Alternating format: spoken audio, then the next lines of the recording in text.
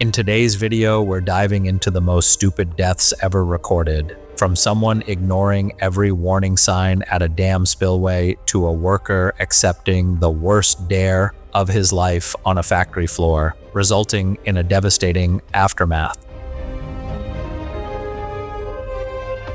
It was June 14th, 2014. The afternoon sun beat down on the concrete spillway of a rural hydroelectric dam in eastern Tennessee, where water thundered through open gates into the river below. Rowan Hensley, a 34-year-old warehouse loader from nearby Cookeville, climbed over the chain link fence despite red warning signs. Rowan worked third shift at a regional distribution center, loading pallets onto trucks for barely above minimum wage. His co-workers described him as restless and attention-seeking, constantly showing off photos from restricted locations he'd visited on his days off. For the past 8 months, he'd been posting increasingly dangerous trespassing shots to a private online group dedicated to urban exploration. His feed showed him standing on active railway bridges, climbing cell towers, and perching on construction crane arms. The validation from the group's 200 members had likely become an obsession. Investigators later obtained server logs and device backups,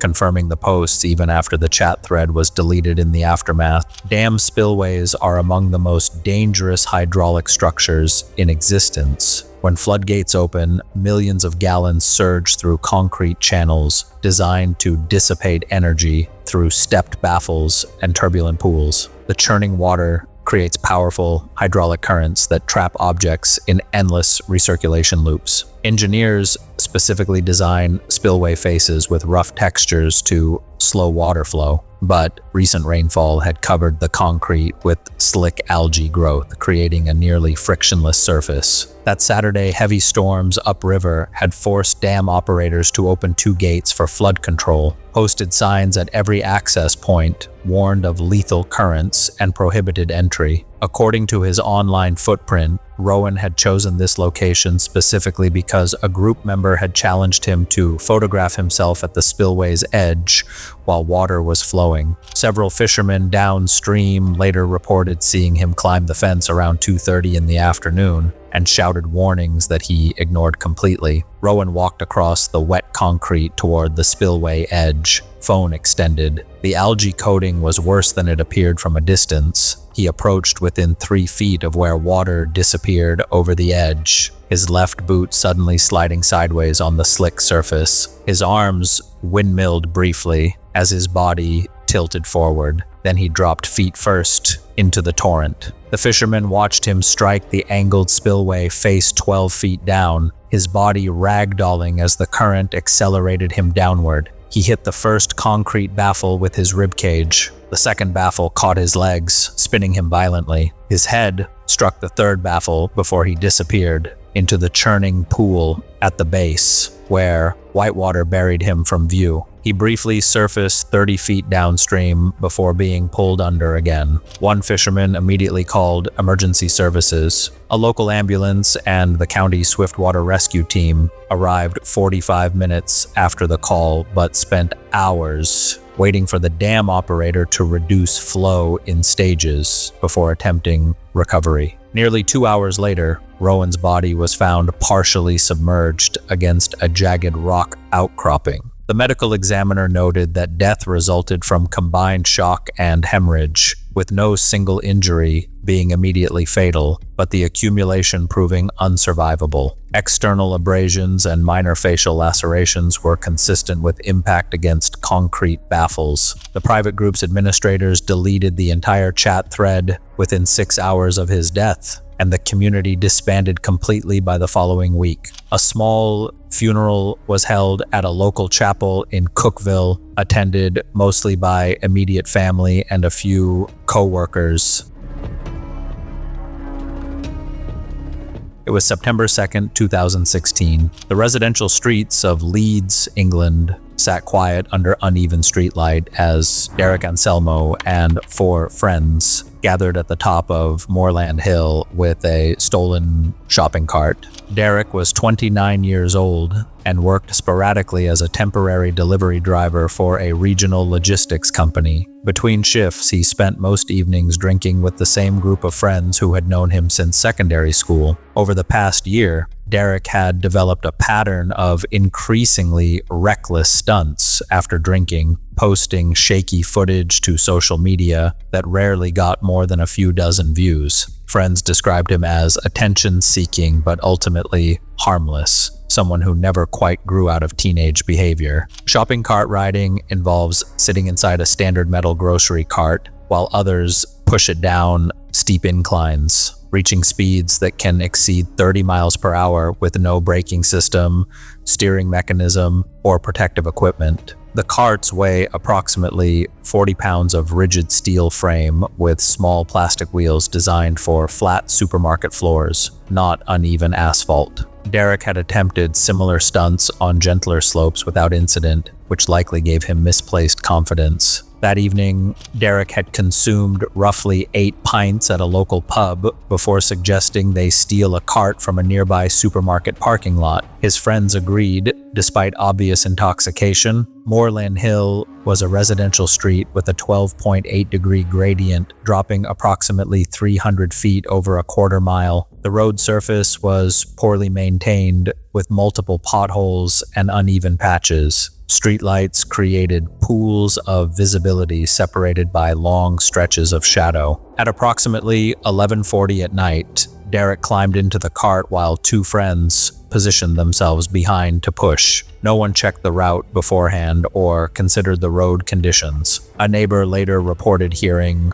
loud laughter and shouting before the group began their descent. The initial push sent Derek accelerating rapidly down the hill. His friends ran behind for about 50 feet before losing pace. The cart picked up speed through the first intersection, wobbling violently but staying upright. Derek was laughing and shouting as streetlight reflections flashed across the metal frame. At approximately 28 miles per hour, the front wheels struck a pothole, jamming one caster and pitching the cart violently forward. The impact was instantaneous and catastrophic. Derek's body continued at full velocity while the cart pivoted forward. His forehead struck the concrete curb edge with tremendous force, creating skull fractures and dislocations, injuries incompatible with life. The cart slammed onto his upper body, and the violent rotation produced catastrophic neck and skull injuries. Witnesses running behind saw Derek's head rebound slightly from the curb before the cart completed its flip. Blood began pooling immediately around his head, spreading rapidly across the pavement. One friend called emergency services, reporting someone had fallen from a shopping cart. The ambulance arrived within 8 minutes, but paramedics declared Derek deceased at the scene after confirming catastrophic trauma. Police cordoned the site, photographed and collected the cart as evidence, and released the area after initial forensics. Derek's friends initially scattered from the scene, but returned to police within hours. Investigators reviewed CCTV footage and statements and found no grounds for prosecution. Moorland Hill's surface was quietly resurfaced 7 months later, following multiple resident complaints about road conditions, though officials never publicly connected the repairs to Derek's death. It was April 19th, 2015. The morning air on a private wooded property outside Eugene, Oregon was mild and still, perfect conditions for clearing trees. Marla Song, a 41-year-old homemaker with no logging experience, stood 30 feet from a towering Douglas fir. Her smartphone held steady as her neighbor prepared to fell the massive tree. What should have been a routine property maintenance task would become one of the most preventable fatalities in amateur tree removal history. Marla had spent the past 3 years building a modest following on social media platforms, documenting her rural lifestyle with carefully staged photos and videos of farm animals, garden harvests, and property projects. She had no professional photography training, but took pride in capturing dramatic angles that generated engagement. Friends described her as determined and image-focused, someone who spent considerable time planning shots rather than participating in actual work. Her feed showed hundreds of carefully composed images, many requiring her to position herself in dangerously exposed locations for optimal framing. That morning, her neighbor had hired a local handyman service to remove several dead trees, threatening both properties. The crew used consumer-grade chainsaws and basic protective equipment, including helmets, eye protection, and chaps. Tree felling requires understanding weight distribution, lean direction, and the unpredictable behavior of splitting wood under tension. Even experienced loggers maintain strict safety zones extending twice the tree's height in all directions. A 90-foot Douglas fir demands a minimum 180-foot clearance radius, which was not fully observed that morning. The handyman made his initial directional cut, then began the back cut that would release the tree. Marla positioned herself directly in line with the trunk's base, insisting the straight-down perspective would create compelling footage. The crew supervisor told her twice to move behind the marked safety line. Marla waved him off both times, stating she wanted the unobstructed shot and would move when necessary. Her camera remained focused on the cutting operation from her dangerous vantage point. The handyman completed his back cut and stepped away quickly, shouting the standard timber warning. The massive trunk began its descent away from Marla's position as planned, the directional cuts working exactly as intended. For 3 seconds, everything proceeded normally. Then undetected internal decay that a cursory inspection missed caused the trunk to split along a hidden fault line. Physics and gravity took over instantly. The upper 60-foot section separated completely, the hinge failed catastrophically, and the upper section swung unpredictably before collapsing straight down. Marla's camera captured the dark mass of bark and wood filling her frame in the final half second before impact. The section, estimated to weigh several thousand pounds, dropped straight down onto her shoulders and upper chest, the force driving her backward and causing catastrophic thoracic and spinal compression. Her body disappeared beneath the timber as her phone skittered across forest floor. The handyman called emergency services immediately. Responders arrived within 12 minutes but could not access Marla's body without heavy equipment to lift the massive section. Sheriff's deputies secured the scene while a contracted logging company brought a mobile crane, reaching her 40 minutes after impact. She was pronounced dead at the scene after extraction. Injuries were incompatible with survival. The county sheriff's department seized Marla's phone and examined its metadata. The footage showing verbal warnings and her refusal to relocate was included in the official investigative report. Investigators found no criminal negligence on the part of the property owner or the handyman service. It was August 11th, 2017. The Phoenix summer heat had barely subsided by 10:30 in the evening, leaving the air at a humid 92 degrees. Aaron Pellick, a 26-year-old HVAC apprentice, arrived at a backyard party in the suburban Maryvale neighborhood with a 12-pack of beer and his usual Friday night energy. Aaron worked for a regional heating and cooling company, installing ductwork and assisting licensed technicians on residential jobs across the Phoenix metro area. He was competent at his trade, but unremarkable, earning modest wages while living with 2 roommates in a rental duplex. Friends described him as fun-loving but reckless after drinking, the type who accepted every dare without consideration. He had been arrested once for public intoxication, but avoided serious consequences. That evening, the party was held at a rental home undergoing renovation.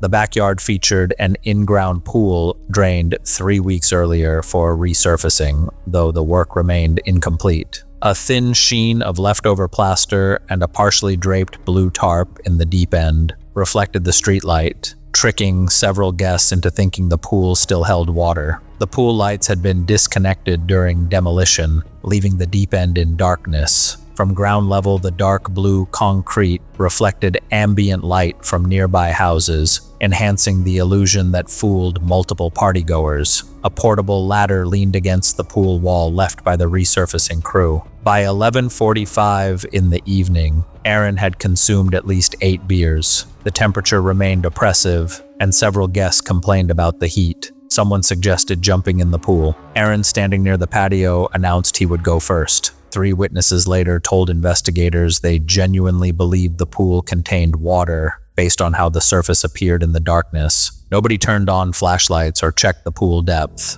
Music had been turned down moments earlier when the host paused the playlist, and most guests were clustered near the patio or inside the house. The host, equally intoxicated, did not warn anyone. Aaron walked to the opposite end of the yard, building momentum for what he intended as a dramatic entrance. The pool measured 8 feet deep at that end, with hard concrete awaiting resurfacing treatment. Aaron sprinted toward the pool edge and launched himself in a diving position, arms extended forward, head angled downward. He covered roughly 12 feet of airspace before making contact. The impact was immediate and catastrophic. The impact produced a sickening crack. His body collapsed instantly, folding unnaturally at the neck before settling motionless at the bottom. His legs twitched twice, then stopped. One guest called emergency services. Paramedics arrived 7 minutes later. They used the portable ladder left by the resurfacing crew to safely descend into the deep end. They immediately recognized the injuries as unsurvivable. Aaron was pronounced dead at the scene. Forensic exam later recorded a catastrophic high cervical injury, atlanto-occipital dissociation with transection of the upper cervical spinal cord, and immediate loss of brainstem function, injuries incompatible with life. The party dispersed within minutes of paramedic arrival. Police found beer bottles, plastic cups, and half-eaten food abandoned across the yard. Officers photographed the scene, measured the pool and run-up distance, and collected phones for forensic analysis. Toxicology tests later confirmed alcohol intoxication consistent with witness accounts. Several guests recorded video earlier that evening, but none captured the actual dive. Aaron's funeral drew over 200 attendees, mostly co-workers and drinking buddies from the service industry. His family filed no lawsuit, citing his own poor judgment as the primary cause. It was November 6, 2018. The evening traffic in Hanoi's Old Quarter moved in its usual chaotic rhythm, motorbikes weaving through narrow streets under fading light. Pham Quang Huy, a 23-year-old delivery courier, wove through the congestion with practiced ease, unaware that the next 3 minutes would claim 2 lives and change multiple families forever. Huy had worked as a motorbike courier for a regional food delivery service for 18 months, completing hundreds of deliveries across Hanoi's dense urban landscape. He earned barely enough to share a cramped apartment with 3 other couriers, supplementing his income through weekend racing bets organized in industrial parking lots. His social media showed dozens of videos performing wheelies, no-handed riding, and standing on his seat while moving, all filmed by other couriers who encouraged his behavior. The delivery service had issued 2 written warnings about unsafe riding after customer complaints, but enforcement was lax in an industry where speed determined earnings. Motorbike courier work in Hanoi demands navigating some of the world's densest traffic, where millions of scooters and motorcycles share narrow streets with cars, buses, and pedestrians. Riders must maintain constant awareness of shifting gaps, sudden stops, and road debris while balancing insulated delivery bags that affect handling. That evening, Huy had completed 6 deliveries and was riding back through the Old Quarter around 7:15 in the evening. Traffic was particularly heavy due to rush hour congestion. Multiple witnesses later reported seeing Huy weaving aggressively between vehicles, apparently trying to impress a group of younger couriers riding nearby. One courier shouted at him to stop showing off, but Huy ignored the warning. While traveling approximately 10 miles per hour, Huy stood fully upright on his scooter seat, arms extended like wings for balance. His helmet camera captured the moment, showing his feet planted on the narrow seat as surrounding traffic continued moving. Other couriers were laughing and shouting encouragement. Several nearby riders yelled at him to sit down. 3 seconds after standing, Huy's front wheel struck a piece of broken plastic likely fallen from a vendor's cracked crate in the street. The impact caused the handlebars to jerk violently right. With his weight elevated and no way to correct, Huy toppled backward off the scooter. His body fell headfirst toward the asphalt from approximately 4 feet up. The helmet's outer shell was cracked and the chin strap had come loose, a detail the examiner cited when describing the severity of the head trauma. The unmanned scooter, still moving, glanced left and slid directly into the path of another motorcycle carrying an adult rider and a passenger. The collision threw both riders into the adjacent traffic lane. A public city bus traveling in that lane had no time to brake. Witnesses reported the passenger was struck by the bus's front and ran partly under the chassis, while the rider rolled clear. He remained motionless on the roadway as other riders swerved to avoid him. Paramedics arrived in about 11 minutes following an emergency call from one of the motorists, who showed no vital signs at the scene. The passenger was rushed to a municipal hospital but declared dead on arrival. The medical examiner determined Hui died from fractures of the cranial vault with extensive intracranial hemorrhage consistent with high-energy blunt trauma. The passenger's autopsy revealed fatal chest compression and massive internal bleeding. The delivery platform deactivated Hui's courier account posthumously and released a short safety advisory warning against stunt riding. The surviving rider relocated outside Hanoi and requested privacy. Hui's courier route was quietly reassigned 3 days later with no company statement. It was February 3rd, 2013. The production floor of an automotive parts manufacturing facility in Monterrey, Mexico, hummed with the steady rhythm of conveyor systems moving stamped metal components through assembly stations. Luis Carlo Calderon, a 38-year-old assembly line worker, stood near Station 7, adjusting his loose work jacket against the facility's draft, unaware that this slow Sunday shift would end in mechanical horror. Luis had worked the line for 11 years, earning a reputation as the shift comedian who kept morale up during tedious 12-hour rotations. He specialized in quality control inspection, checking welded automotive brackets as they passed on the main conveyor system, traveling at 1.5 feet per second. Luis supported his wife and 2 teenage daughters on his modest salary, supplemented by weekend overtime that kept him at the facility even during minimal staffing periods when supervision was sparse. Industrial conveyors use powerful rollers capable of pulling in fabric or loose clothing and crushing anything caught between them. The system had a main stop switch at the operator station, but no pull cord or emergency stop near the merge point. That Sunday morning, production quotas were light due to inventory surplus. Only 6 workers staffed the normally bustling floor, with the facility supervisor attending a maintenance meeting in the administrative building. The skeletal crew had already completed their assignments by 10:30 in the morning, leaving hours of paid time with nothing to inspect. Luis and 3 co-workers gathered near the main conveyor line, joking about the easy shift and discussing weekend soccer matches. Someone made a comment about riding the belt like workers did in old factory footage. Luis laughed it off initially, but the co-workers persisted, calling him too cautious and old.